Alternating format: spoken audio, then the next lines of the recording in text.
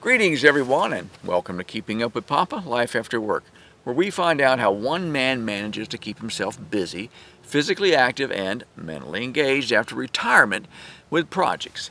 Today's project? Well, you know what? You can't work all the time, can you? So today is time for a little bit of R&R with the boys. Recently, we took a guy's trip down to our off-road campsite down in Central Florida. Yeah, for a few days of camping, cruising around in our Jeeps and our side-by-sides. We took down some oysters and a few steaks, and, well, unexpectedly, two of us had a ride out of the property in a Unimog ambulance, and one of us took a ride off the property in a medevac helicopter. And let me be clear up front. That was not on the agenda. And guess who got the ride in the helicopter? Yep. Check it out.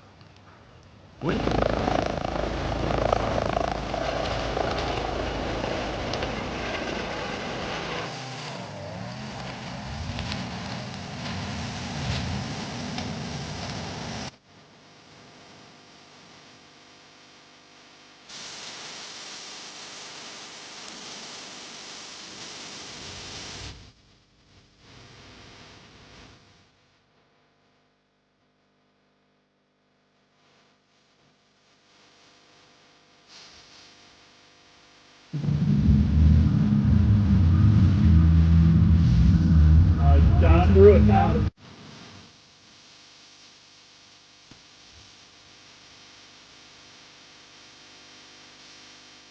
Welcome back. And yes, you heard correctly.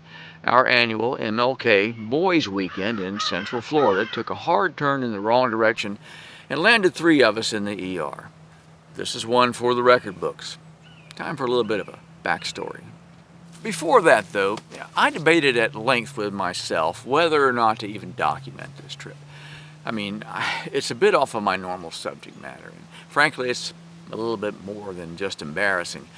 But after some consideration, I kind of figured that, well, organizing something like this is a bit of a project, actually, and in the immortal words of the 60s band, The Circle, there's a lesson to be learned from this, and I've learned it very well. An important lesson. Maybe because of our disclosure, someone else will learn from it also and avoid our outcome. So let's get to it. Now the backstory. Well, we own a little more than an acre of land in a subdivision, and I use that word kind of loosely even though it is actually accurate. So in a subdivision in Central Florida that, instead of having been developed as was originally planned back in the 60s, over the years it's kind of morphed into 10,000 acres of camping and off-roading. It's mostly swamp, so there's no power and there's no water unless you supply both of those on your own. So you really are truly off-grid. And yes, there are still parts of Florida that are not developed.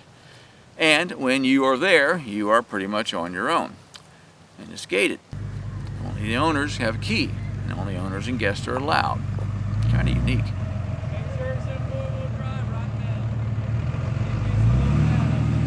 Looks like we need to unload the Jeep so we can pull the truck out, and this is in the non-parking lot.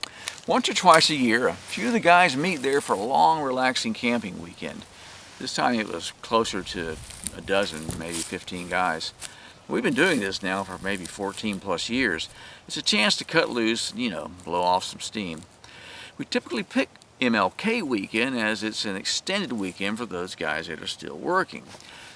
I usually head down the week before and mow, but honestly, getting in and out, pulling a tractor on a trailer can be a real challenge on, weeks when it's been dry. Lots of deep sugar sand. And that was the case this year. So this time we just took down a few weed eaters and put the road crew to work. These guys are good. Hey, they would all look at home in striped outfits and orange vests. In short order, they had a space cleared for all of our gear. If power is needed, we use a generator. Water is needed. We have a shallow well that we've had drilled there, and it's for non-potable water. And we have a small gasoline-powered pump that really does a fine job. There's even an outhouse, and that serves the obvious function.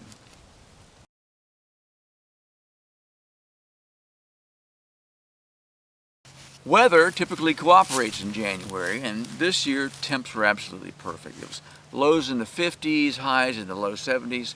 Great camping weather. If it gets cold, several of the guys own smudge pots like you use in the citrus fields to keep the crops from freezing at night. They do a great job. First order of business, once camp is set, a well-contained fire is started. This year it started with a bang, or I guess maybe a flare-up.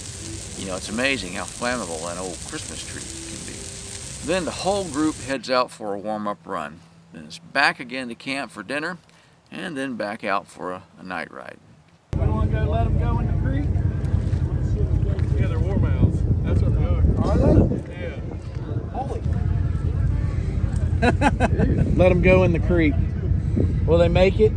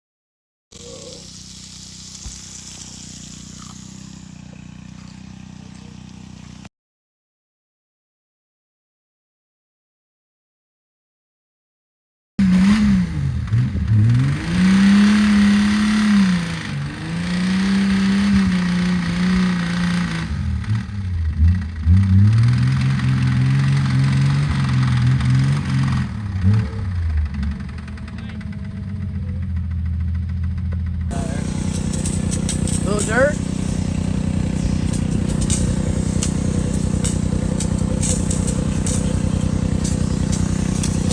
What do you say, boys? Do we try and hook them out? I'll try to blow back up. It definitely got dirt out of it. What's it say, like 15 PSI to seat the rim or something? Oh, I know.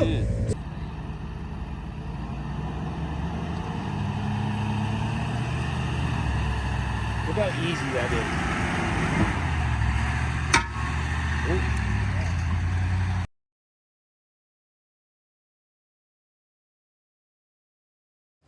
This year, our Saturday morning ride had a real mission. I wanted to get the guys out of their comfort zone you know, kind of away from the same old we always do, the same places we always ride. So the buggy that I was in took point, and we spent over an hour wandering around through the back roads, some of which most of us had never really even seen before. I mean, it's 10,000 acres, and that's a lot of land to cover.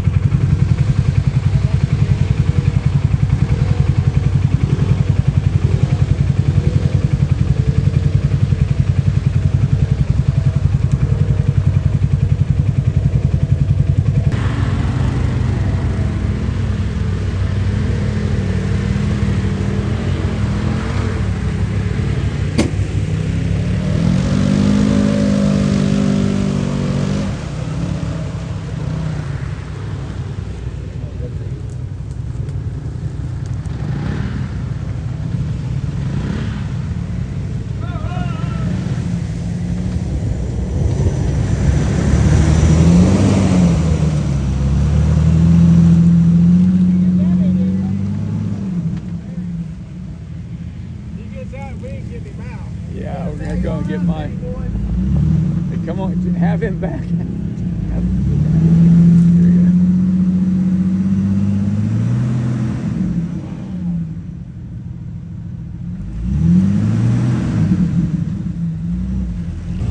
All right, hit it in reverse. Come on. Come on. Come on. Come on. Come on. Woo! Come on. You got it. My man. That's what I'm talking about. Come on, come on, come on. Woo! A little bit forward, a little more reverse. Right there.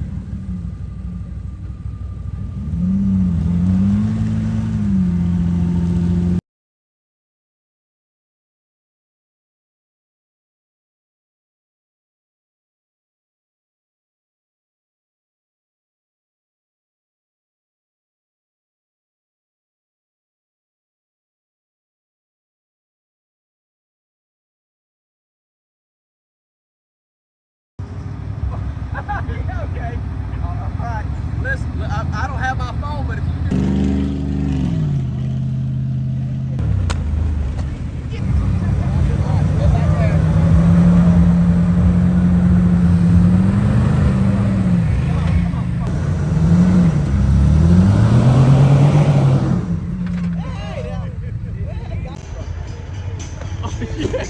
Yeah.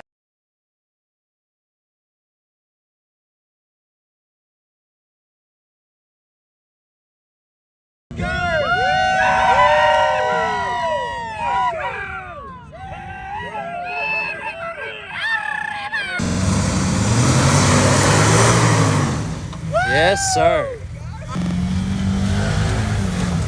There it is.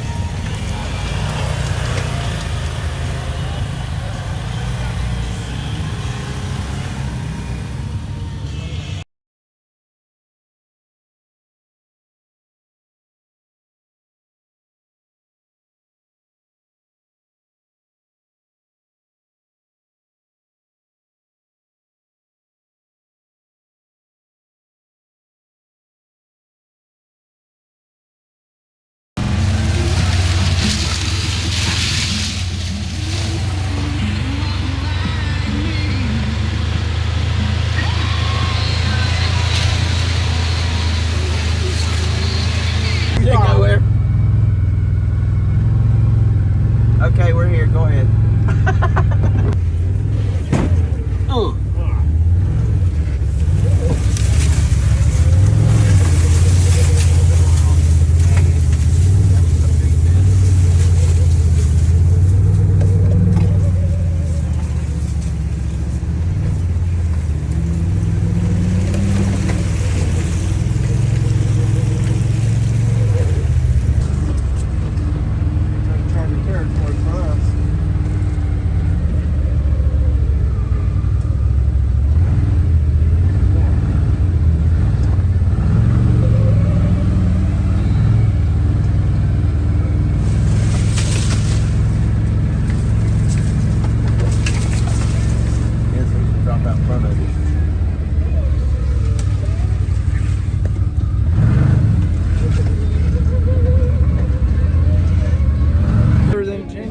got something in there. I got a Dr. Pepper. That'll work. Andrew, did you keep doing this? Andrew, you kept. You might as well just get on, He's half the tire, you know. Go on. You got He's it. through it You now. got it. You got it.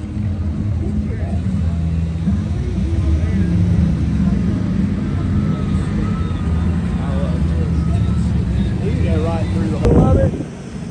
Kind of float a little bit in the seat. It's way down there. Yeah, that's not bad. I got video of that. That's when I had that front flag on the back of it. Our camp is on the southeast corner, and by late morning we had made our way up to the north end, intending to finish a loop that we'd started once before, but never really successfully completed. That is when the wheels fell off. Not literally, figuratively, by the way. Somewhat obviously, looking at the videos of what we're riding in, the wheels didn't fall off. We actually have some very good equipment. It's mostly, I'd say Polaris Rangers. One is a Can-Am, four-door actually, and typically we have a Jeep or two running with us as well. And so everything is really well built and solid. There's nothing that is any kind of an issue as far as its ability to operate within this environment. These are well-built machines. Some of them are factory, some of them are lightly modified. One of them was, well, a little bit more than just lightly modified.